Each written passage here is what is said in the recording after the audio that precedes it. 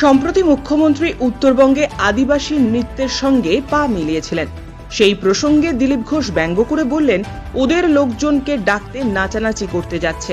মুখ্যমন্ত্রীও নাচছেন, বর্ধমানের প্রার্থীও নাচানাচি করে লোক জড়ো করার চেষ্টা করছেন। রাস্তার ধারে নাচ গান ম্যাজিক দেখিয়ে লোক জড়ো করতে দেখা যায়, ওদেরও তাই করতে হচ্ছে।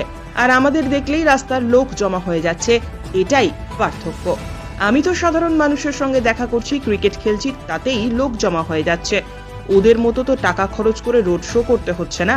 দিলীপ ঘোষের বিরুদ্ধে মুখ্যমন্ত্রী অভিষেক বন্দ্যোপাধ্যায় সহ সারা দেশ বা বাংলাদেশ থেকে কাউকে এনে প্রচার করুক তৃণমূল কংগ্রেস। তৃণমূলের বিরুদ্ধে প্রচারে তিনি একাই 100 বলে দাবি করলেন তিনি। প্রত্যেক দিনের মতো সোমবার প্রাতঃভ্রমণে বেরিয়ে বর্ধমানের দামোদর নদীর পাশের মাঠে হাজির হন তিনি। এদিন দামোদরের চরে চলছিল ছট পুজো। তিনি পুজোয় অংশ নিয়ে ভক্তদের মাঝে কিছুক্ষণ সময় কাটিয়ে সেরে নেন জনসংযোগ। এরই পর তিনি মাঠে হাঁটলেন। হাঁটার পরেই স্থানীয় ছেলেদের সঙ্গে ক্রিকেট খেলায় মাতলেন দিলীপ ঘোষ। ব্যাট হাতে মাঠে কিছুক্ষণ মাঠ দাপানোর পরে বল হাতে নেমে পড়লেন তিনি।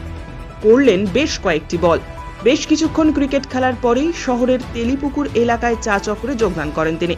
ক্রিকেটে অলরাউন্ডার প্রশ্ন দিলীপ ঘোষের সোজা সাপটা উত্তর, আমি রাজনীতিও করতে এসেছি, তাও করছি। ব্যাট বল ক্যারাটে রাজনীতি সবকিছুই করতে পারি, তাই অনেকেই আমার সামনে আসতে ভয় পায়। বিরোধীদের উদ্দেশ্যে এই বলে কটাক্ষ ছুড়ে দেন তিনি। পাশাপাশি তিনি দাবি করেন, পঞ্চায়েত ভোট তো স্থানীয় পুলিশ প্রশাসন ও গুন্ডা দিয়ে লুট হয় বলেই বিজেপি জিততে পারে না। আগামী পঞ্চায়েতে গুন্ডাদের বাড়ি থেকেই বের হতে দেব না বলে প্রকাশ্যে চ্যালেঞ্জ ছুড়ে দিলেন দিলীপ ঘোষ। তার আরও দাবি, বিজেপির মধ্যে তৃণমূলের মতো ক্ষোভ বিক্ষোভ নেই। তৃণমূলের সংগঠন বলতে পুলিশ ও গুন্ডা। এপ্রিল মাস পর্যন্ত অপেক্ষা করুন। টিএমসি, সিপিএম, কংগ্রেস এবং বিজেপির জন্য বের হবে এবং এবারে বুথে বুথে বিজেপির কর্মী থাকবে। বাইরে থেকে কেউ গেলে বাকিটা আমরা বুঝে নেব বলে বর্ধমান শহরের তেলিপুকুরে চা চক্রের আড্ডা থেকে জানালেন দিলীপ ঘোষ।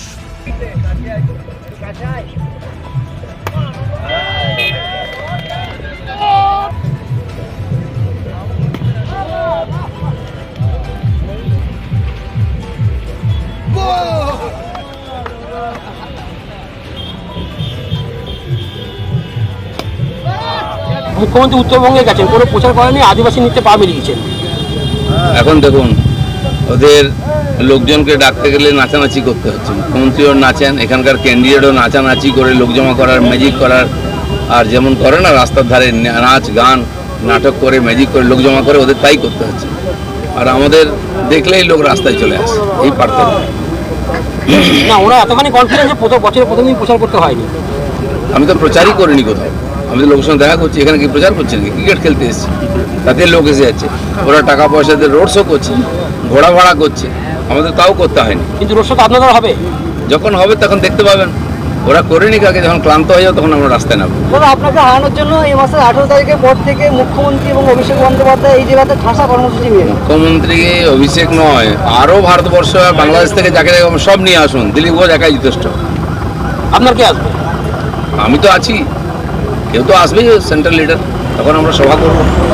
আপনি কি অলরাউন্ডার? ব্যাট করলেন, বল করলেন, রাজনীতিও করছি, ব্যাট বল রাজনীতি ক্যারাটে সব করেছি, করি, এখনও করি। সেই জন্য আমার সামনে আসতে লোক একটু ভয় পায়। একটা জিনিস দেখা যাচ্ছে, লোকসভা বিধানসভায় জিতলেও পঞ্চায়েতে বিজেপি জিততে পারে না কেন? পঞ্চায়েতে এখানকার পুলিশ দিয়ে গুন্ডা দিয়ে লুট করা হয়। নেক্সট পঞ্চায়েতে দেখবেন বাড়ি থেকে বেরোতে দেবো না গুন্ডাদের। তখন কি একই সিস্টেম চলবে? কি সিস্টেম সেটা আগের থেকে বলবো না, বুঝতে পারবেন। ঠিক, নেতারা নামছে না, পুরনো কর্মীরা নামছে না, এনে দলের ভিতরে প্রচুর ক্ষোভ রয়েছে আর কি। আপনাদের মধ্যে ক্ষোভ আছে, বিজেপির মধ্যে কোনো ক্ষোভ নেই। মাথা ঠিক করেন, আপনারা টিএমসির মতো কথা বলবেন না। টিএমসির কোথাও সংগঠন নাই, গুন্ডা আছে আর পুলিশ আছে। দিলীপ ঘোষ যে বুথে যাবে ওখানে 10টা লোক আমার বেরোবে। আর কেউ একজন বলে দিক যে বেরোচ্ছে না, আমার বিজেপির কে আছে, সে বিজেপিই নয় যে বেরোচ্ছে না, সেখানে বিজেপির হয়ে বেরোবে। বিজেপির লোক বিজেপি বেরোবে, টিএমসি কংগ্রেস কেন বেরোবে? হ্যাঁ, টিএমসি সিপিএম কংগ্রেসও বিজেপির জন্য বেরোবে এপ্রিল মাসটা শেষ হতে দিন। আর বুথেই কর্মী পাবেন? পাবেন না, কর্মীরাই বেরিয়েছে, দেওয়াল লিখছে আমার সঙ্গে। বুথে বসবে না, বুথ সামলাবে।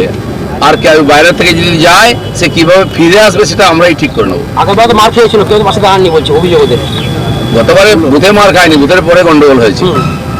এবারে সেটা হতে দেবো না। দিলীপ ঘোষ এসছে তো বলে দেবো ওদেরকে, দিলীপ ঘোষ যেখানে যায় সেখানে মূল শুদ্ধ উপরে ফেলে, নাহলে মেদিনীপুরে ফোন করে নিতে বলবো।